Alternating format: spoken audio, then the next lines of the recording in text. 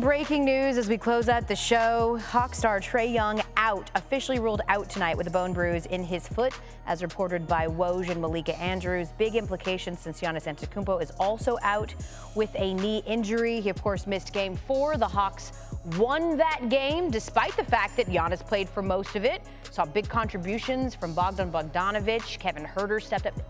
Lemon Pepper Lou Williams stepped up. As you know, Kevin, it was I think a bit of a surprising turn of events for people that thought the Bucks were just going to walk all over Atlanta. And the backstory is the Hawks were in control before the Giannis injury. Correct. They were up by 10 when he went down. Of course, they then went on a 25-9 run. As we say hello to Malika Andrews, who's now joining us live and was the first to report that breaking news about Trae Young. What more can you tell us about how they landed at this decision, Malika?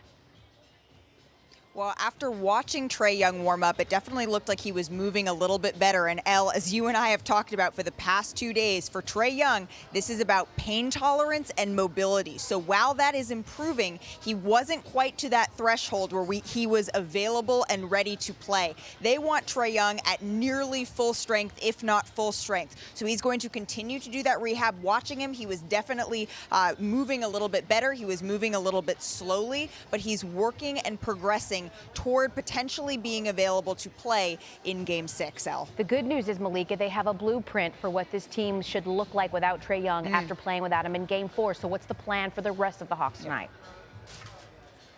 Well, they're going to need to step up, right? This is going to need to be done by committee, and that's something that Onyeka Okongwu, John Collins, Clint Capella, they've talked about for the last couple of days, that regardless of whether or not Trae Young is available, that they are feeling comfortable and need to step up. They were hyped, almost as hyped as you were, I'm sure, after that last game, and so they're trying to bring that same energy here on the road. They know that sometimes it can be a little bit more difficult when you come into enemy territory, but they're trying to lock in, focus, make up for the fact that Trae Young isn't out there, so they can close out the series back at home in Atlanta.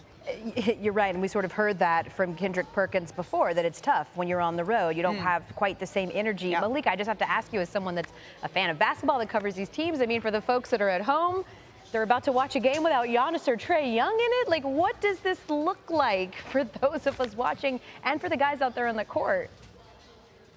Well, that's what's going to be interesting, right, Elle? It's going to be about who is going to be that next man up. Is it going to be Chris Middleton, who has said before, it doesn't matter who is out there with me, we need to be able to handle business. That was certainly their message afterward. Is it going to come down to John Collins and what he can do on the boards alongside Clint Capella? It's about who wants it more, right, Elle? And that's why we love watching this sport.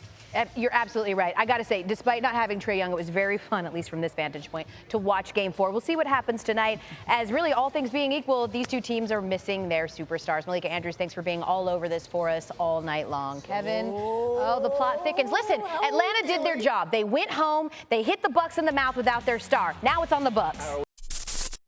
Thanks for watching ESPN on YouTube. For live streaming, sports, and premium content, subscribe to ESPN+.